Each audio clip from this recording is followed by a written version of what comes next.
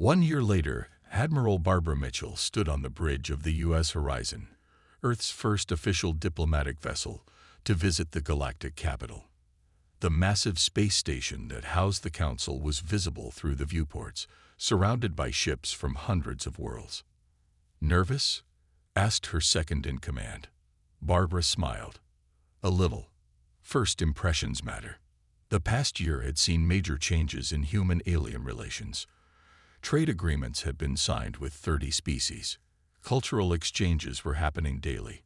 Humans were proving to be valuable allies, especially in situations requiring creative thinking. Galactic capital control to U.S. Horizon. Came a voice over the communication system. "You are cleared for docking at Bay 17.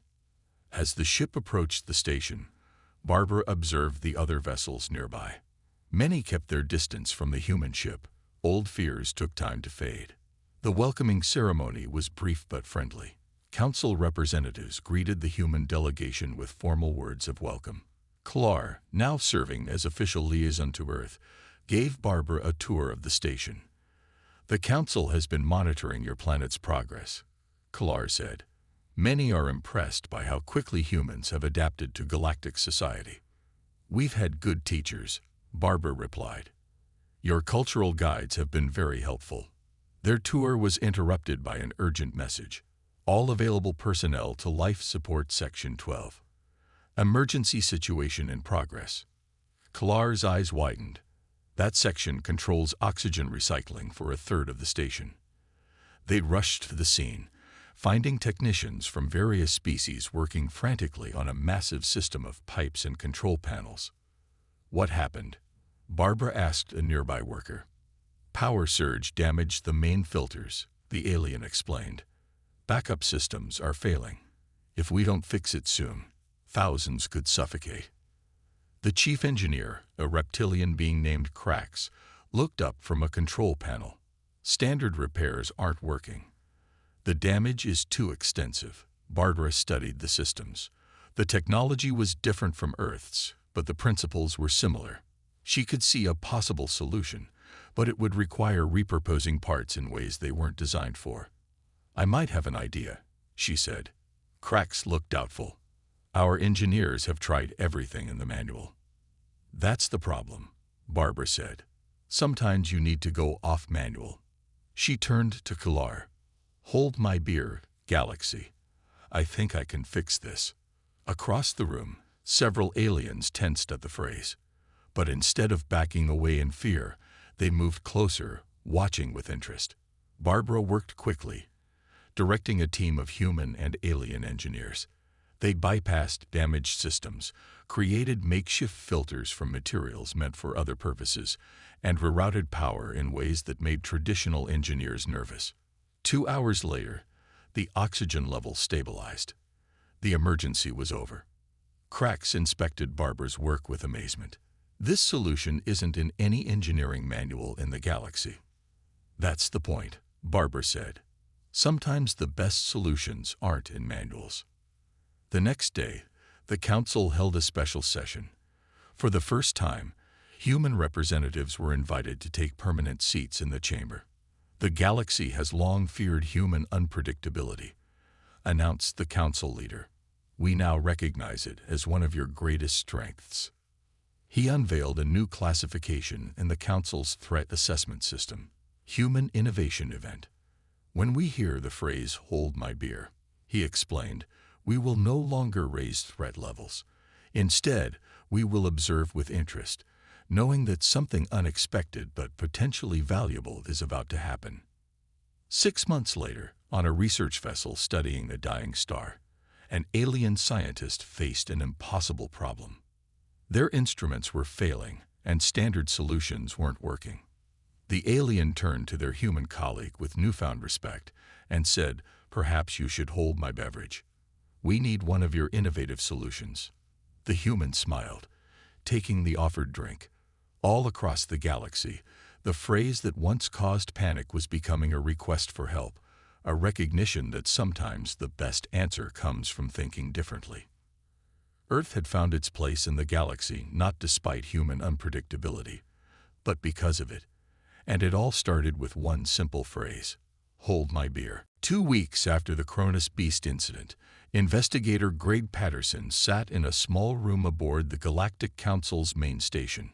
Screens surrounded him, showing records from thousands of worlds. The Council had appointed Greg to uncover the full extent of the Draconis plot. As Earth's leading data analyst, he was perfect for the job. "Found anything useful?"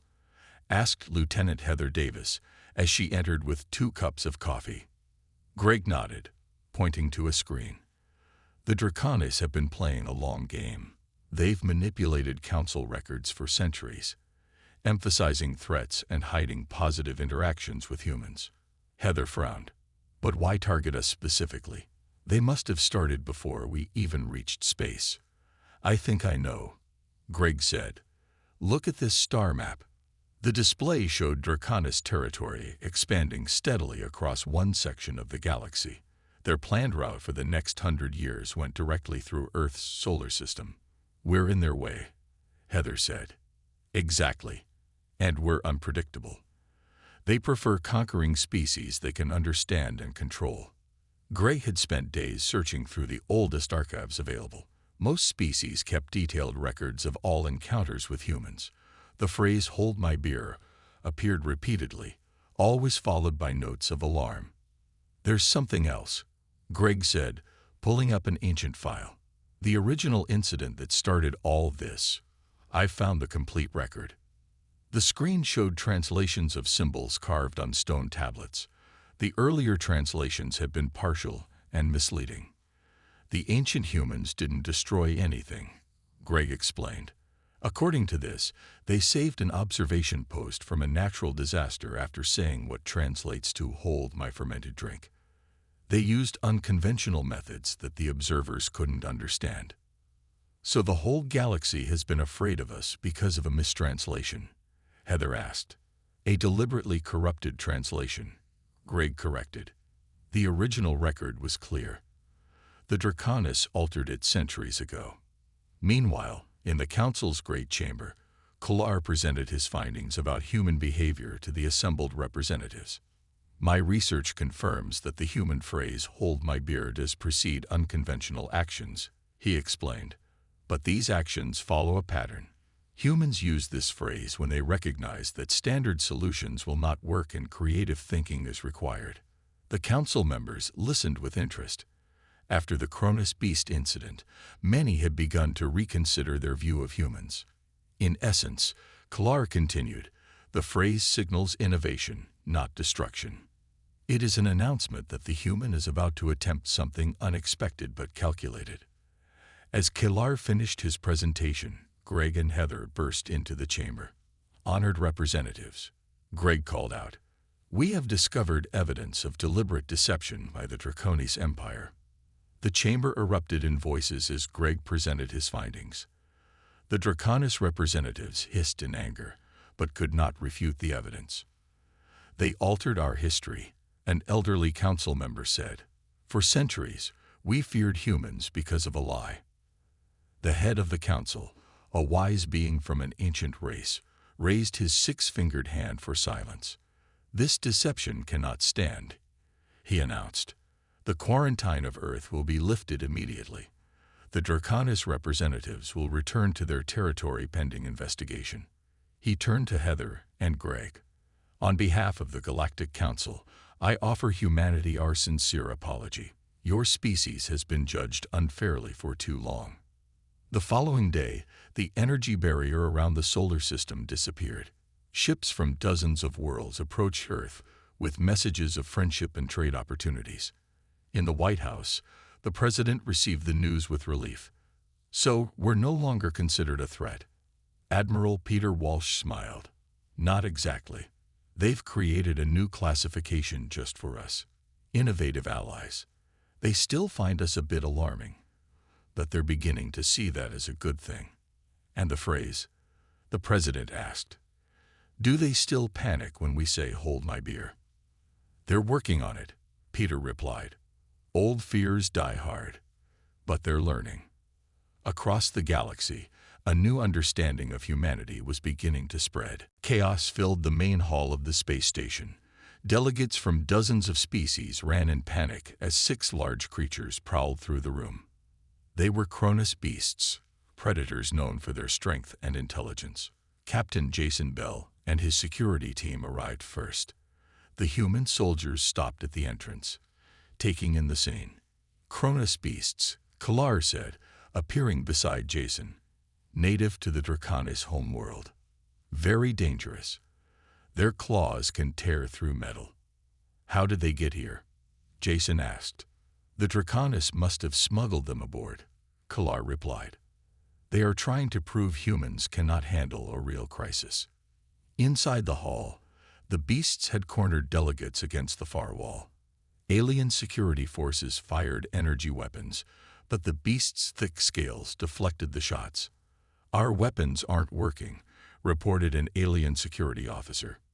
Jason studied the creatures' movements. They were hunting like a pack, coordinating their attacks. Advanced weapons had failed, and time was running out for the trapped delegates.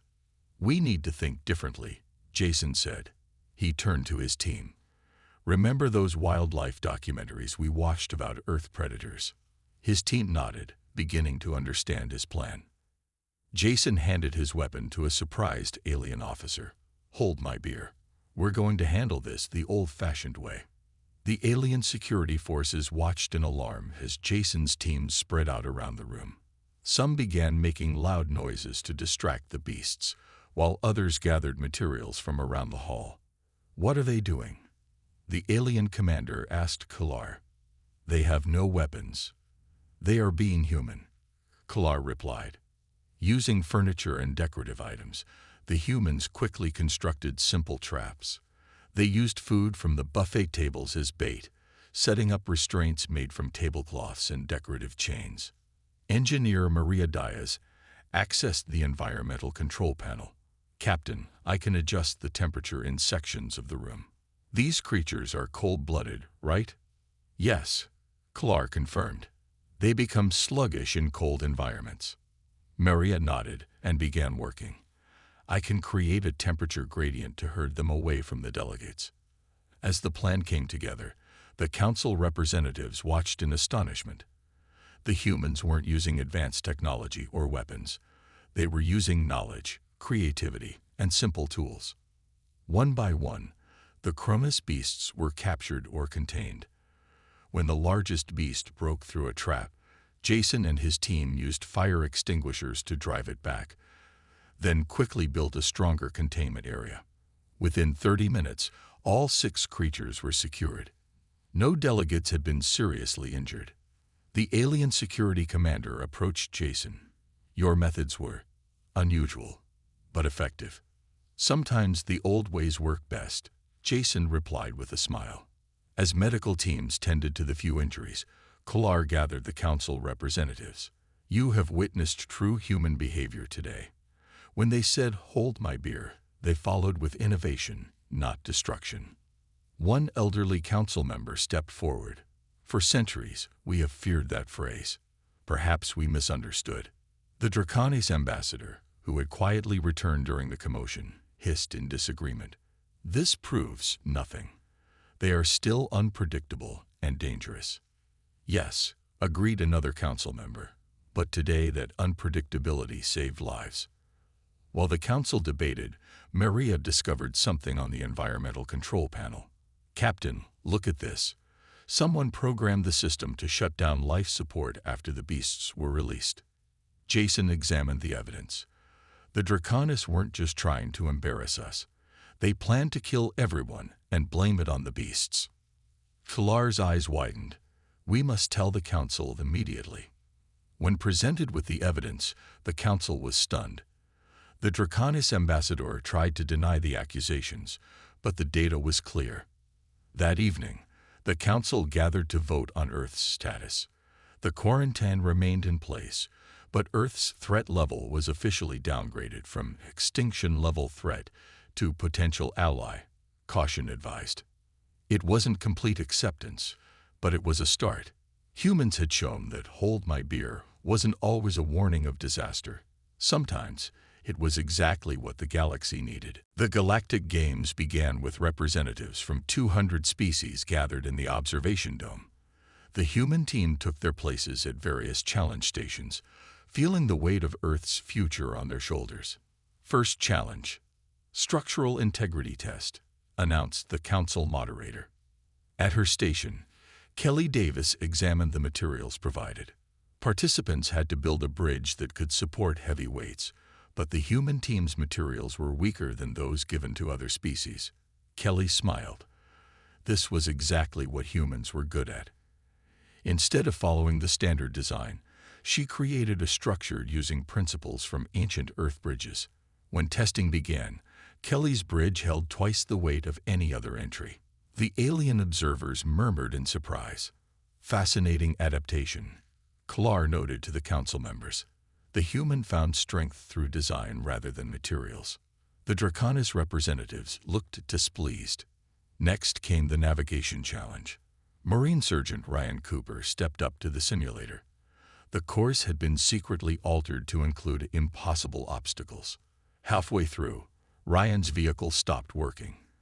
Another act of sabotage. Instead of giving up, he climbed out and examined the alien competitor next to him who was also struggling. "Your navigation system is overheating," Ryan told the insect-like alien. "Mind if I help?"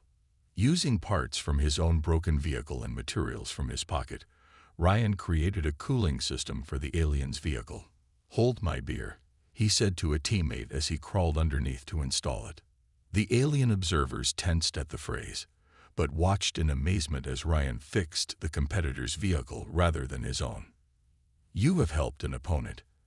asked the confused alien pilot. Ryan shrugged. "That's what allies do. We help each other." In the physics challenge, Dr. Nancy White faced an equation that had been modified to be unsolvable by conventional methods. The other competitors gave up after hours of trying. Nancy stepped back and looked at the problem differently.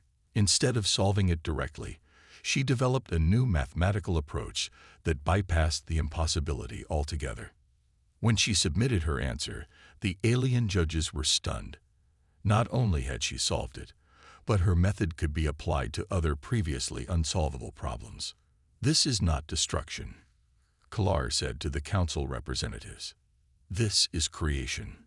Throughout the day, the human team consistently found unusual solutions to the rig challenges.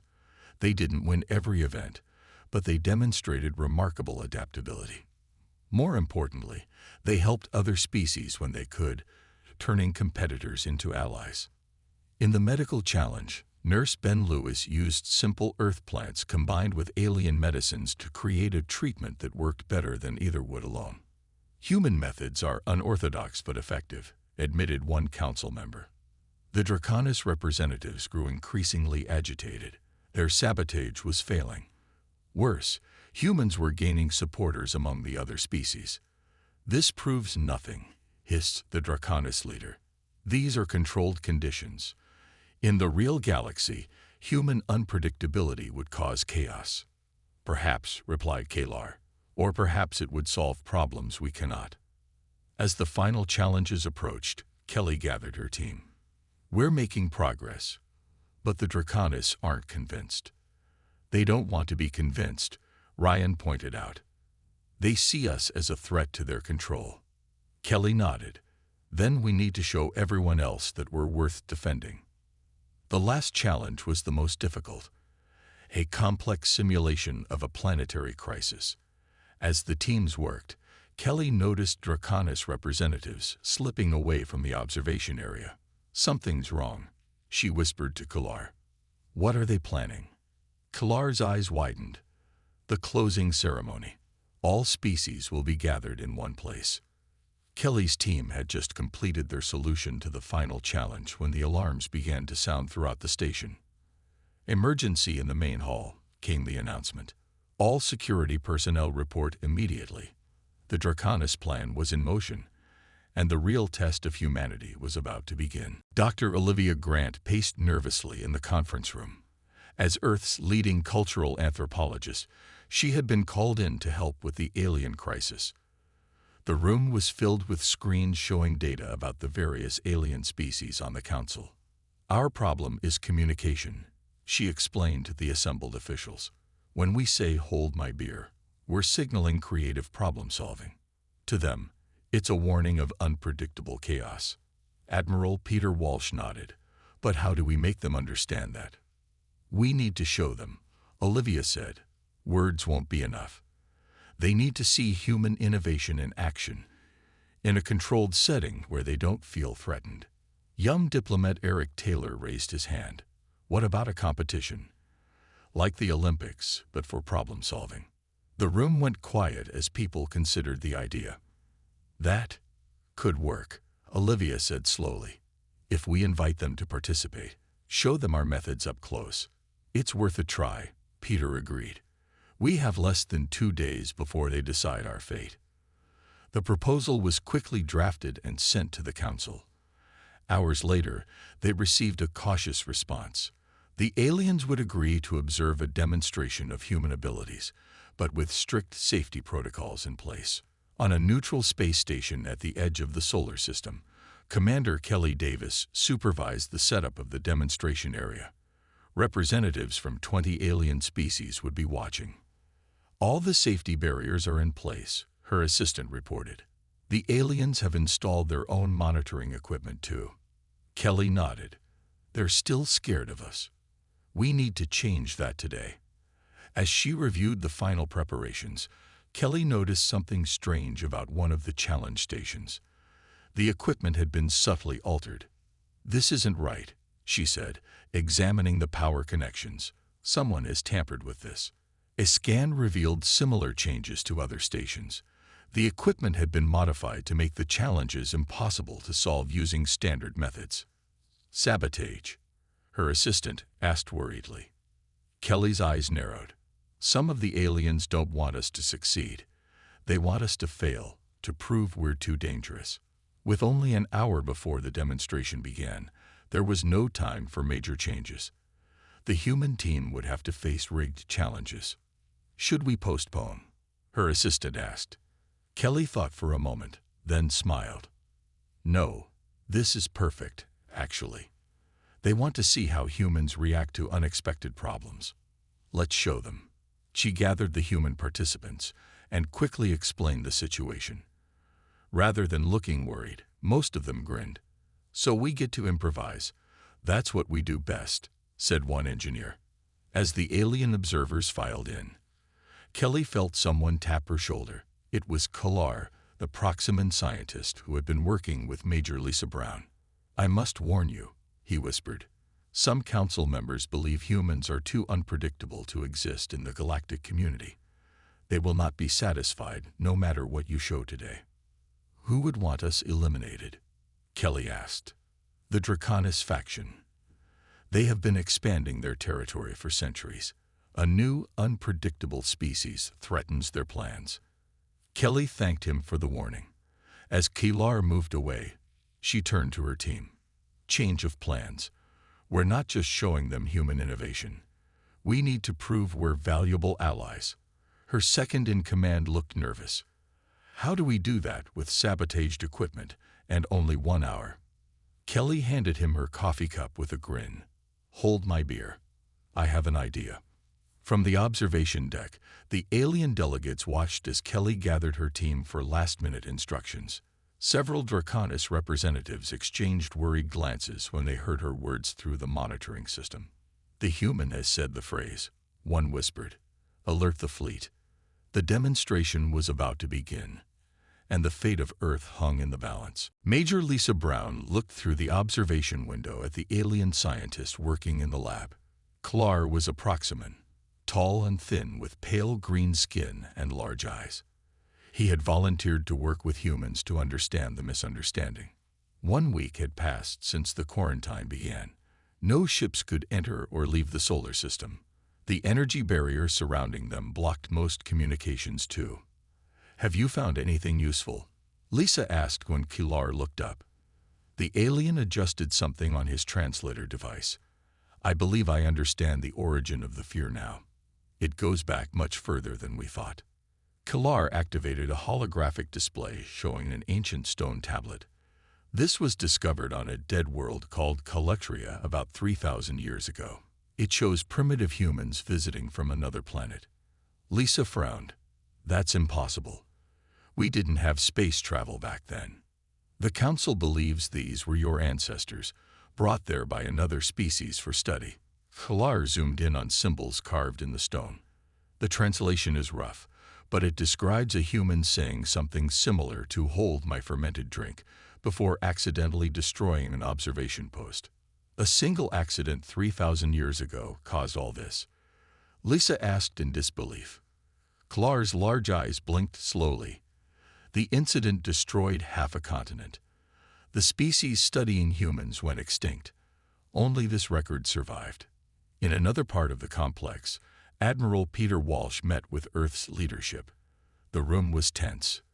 The Council has given us 72 hours to prove we're not a threat, Peter said. If we fail, they'll implement more severe containment measures. What does that mean? Asked the President. According to our alien contacts, it could mean anything from permanent quarantine to... Peter hesitated. Sterilization of the system. The room fell silent. They would kill billions over a misunderstanding. Someone finally asked. They're terrified, Peter explained. Their records show that after humans say, "Hold my beer," unpredictable events follow. Usually successful, but highly unconventional and impossible to plan for. To a galaxy that values order and predictability, we're chaos incarnate. We need to show them that phrase doesn't mean what they think, the President said. We need a demonstration. Outside the meeting room, Engineer Doug Martinez was helping an alien technician repair their shuttle. The alien's tools weren't working on a particular component. Your methods are inefficient, the alien said. This will take days to fix. Doug studied the problem. He could see a simple solution, but it wasn't in any manual. It would involve repurposing parts in a way they weren't designed for. Let me try something, Doug said, handing his drink to a nearby assistant. Hold my beer. The alien technician immediately backed away, hitting an alarm on the wall. Security personnel rushed in as Doug held up his hands in confusion. What did I do? He asked. Despite the alarm, Doug was allowed to demonstrate his fix under heavy guard. Using parts from 3 different systems, he repaired the alien shuttle in 2 hours instead of the projected 3 days. The aliens watched in a mixture of horror and fascination. When the shuttle's engines hummed to life, they began urgent discussions among themselves. That evening, Lisa found Kilar examining video records of Doug's repair work. Your friend did exactly what the old records described, Kilar said. He announced the phrase, then did something no one could predict. But he fixed the shuttle, Lisa pointed out. He helped you. Yes. Kilar seemed troubled. That is the puzzle. Our records show the phrase preceding helpful actions as well as destructive ones. The common factor is that they are all outside normal parameters. That's just human creativity, Lisa explained. We see problems differently sometimes. Kilar's expression changed. Perhaps we have misunderstood. I will speak to the Council. But it was too late. News of Doug's hold my beer moment had already reached the Council. The debate about Earth's fate had grown more heated. Some voices called for immediate action before humans could do something truly unpredictable. Earth had less than 48 hours left to change their minds. Captain Susan Miller stared at the holographic display in Earth's Defense Command Center. Dozens of alien ships had appeared at the edge of the solar system overnight. They weren't attacking, but they weren't leaving either. Any response to our communications? She asked. Communications Officer Frank Johnson shook his head. Nothing direct. But we're picking up a lot of chatter between their ships. Our translators are working on it. Susan crossed her arms. What happened at that meeting yesterday? Commander Riley's report mentioned nothing that would cause this kind of reaction. I might have something, Frank said, waving her over to his station. We've been monitoring alien broadcasts for years. I ran a search on their communications for anything unusual. He pulled up a file. They keep using this phrase in connection with humans. Susan leaned closer to read the screen. Hold my beer. What does that have to do with anything? According to their databases, it's some kind of warning phrase. They have records of humans saying it before doing something. Frank paused, searching for the right word. Unexpected. Susan raised an eyebrow. You're telling me the galaxy is terrified of us because of a drinking phrase? Not just any phrase. Look at these records. Frank displayed more files. They've been watching our broadcasts for decades. They have hundreds of videos labeled "Hold My Beer" incidents where humans do dangerous stunts. That's ridiculous, Susan said. It's just a joke. Not to them. Several council records mention species that went extinct after humans said those words. Before Susan could respond, an alert sounded. Captain, called another officer, we're getting an emergency transmission from the Mars mining colony. The screen switched to show a dust-covered man in a mining uniform. Static cut through his message. Equipment failure in Sector 7. Oxygen systems failing. Need immediate assistance. That's Alan Pierce, the mining director, Frank said. Mars colony has over 200 people. Susan hit the comm button. Director Pierce, this is Earth Command. What's your status? The connection cleared momentarily. Main oxygen recycler is down. Backup systems failing. We have about 3 hours before critical levels. Our engineers can't fix it remotely, and the manual override is in a high radiation area. Evacuation options. Susan asked. Not enough time. Ships would arrive too late. Alan wiped sweat from his forehead. I'm going in myself. The radiation suits won't give full protection, but someone has to try. Alan looked off camera and nodded to someone. Then he turned back with a determined expression. Hold my beer. I'm going to bypass the safety protocols and reset the system manually. Susan's eyes widened. Director Pierce, wait. But the transmission had already cut off, and something else was happening. The alien ships were moving, taking up defensive positions. Captain, Frank called out, the alien chatter just exploded. They picked up Pierce's transmission. How? That was a direct Earth-Mars channel. They must be monitoring all our communications. Frank was typing rapidly. According to what I'm decoding, they've just upgraded Earth's threat level to maximum. Level 10, extinction level threat. On Mars, Alan Pierce crawled through the narrow maintenance shaft. His radiation suit was already showing dangerous exposure levels, but he kept moving. The colony's oxygen system was just ahead. He reached the manual override panel and pulled out the emergency toolkit. The radiation was interfering with the electronic tools, so he had to use the mechanical ones. It wasn't elegant, but it would work. 2 hours later, Alan stumbled out of the maintenance shaft. His face was pale and sweat-soaked, but he was smiling. It's done, he told the waiting medical team before collapsing. The oxygen levels throughout the colony were already rising. His unconventional fix had worked perfectly. What Alan didn't know was that alien surveillance had watched the entire event unfold. Back on Earth, Susan received the news about Mars with relief, but it was short-lived. The alien fleet had doubled in size, and now they were deploying what appeared to be a massive energy barrier around the entire solar system. They're quarantining us, Frank said quietly. The whole system. Susan stared at the display. All because of a phrase. No, Frank replied, pointing to incoming data. Because they're terrified of what we do after we say it. The Galactic Council had made its decision. Earth was now officially contained. Commander Jack Riley adjusted his dress uniform for the 5th time in as many minutes. Today was humanity's big day. First official contact with the Galactic Council. After decades of distant communications, the alien delegation had finally agreed to meet face-to-face on neutral ground, a space station halfway between Earth and Alpha Centauri. Stop fidgeting, Lieutenant Samantha Cooper whispered beside him. You look fine. Jack gave her a tight smile. Easy for you to say. You're not the one who has to convince them we're worth talking to. The chamber doors slid open with a soft hiss. 7 aliens of different species walked in, led by a tall, blue-skinned being with 4 arms. Jack recognized High Ambassador Zix-4 from the briefing files, leader of the Centauri Alliance and key representative of the Galactic Council. "Greetings, humans of Earth," Zix-4 said, voice flowing through the universal translator with only a slight delay. "We welcome you to the greater galactic community." Jack stepped forward. "On behalf of the people of Earth, I thank you for this historic meeting." The formal introductions continued for 20 minutes. Each alien delegate spoke about their civilization and their role in the council.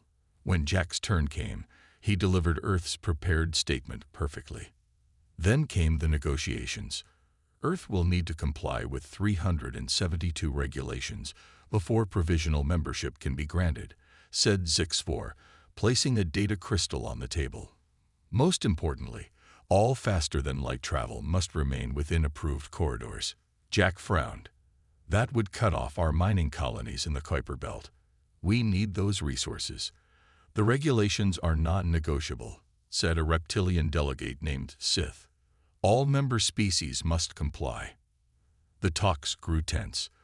The alien delegation would not budge on key points, and Earth couldn't accept such restrictive terms. Jack felt sweat forming on his brow as hours passed with no progress. During a short break, Samantha approached Jack with 2 cups of coffee. "This isn't working," she said, handing him one. "We need to show them who we really are, not just recite prepared statements." Jack shook his head.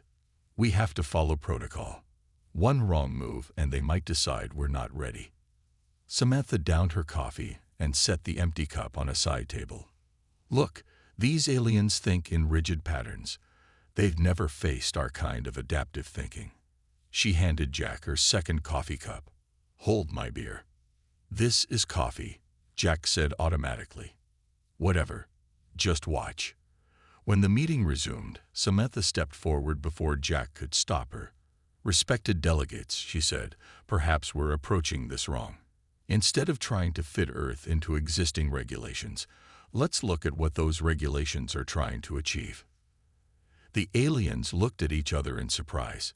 This wasn't in the diplomatic script. For the next hour, Samantha broke down each regulation to its core purpose. She suggested alternative ways Earth could meet those safety and cooperation goals without crippling their economy or exploration efforts. She drew diagrams on the spot and proposed customized solutions. What she didn't notice was the growing alarm among some delegates. The universal translator had perfectly translated her casual phrase, "Hold my beer," and it had triggered something unexpected. Deep in the Galactic Council's security systems, an ancient alarm began to sound. The phrase had been flagged millennia ago as an indicator of imminent, unpredictable human behavior. While Samantha continued her improvised diplomacy, Zix-4 discreetly touched a communication device. "Confirm security status," he whispered. "Threat assessment protocols activated," came the reply. "Human diplomatic team has issued pre-action warning phrase. Historical records show 94% correlation with unexpected outcomes." On the other side of the room, Jack noticed the change in the aliens' posture. Several had backed away slightly. Others were touching communication devices. Something was wrong. "I believe we should continue this discussion after a recess," Zix-4 announced suddenly, cutting Samantha off mid-sentence. "We need to consult with our governments." As the aliens filed out, Jack grabbed Samantha's arm. "What did you do?" "I have no idea," she said, watching the delegates hurry away. "I was just getting them to listen." Neither human noticed the emergency beacons now activating across thousands of worlds, nor the defense fleets changing course toward Earth. Across the galaxy, the threat level for the Sol system had just been raised from level 3, developing species to level 9. Imminent catastrophic threat. All because Samantha Cooper had asked someone to hold her beer.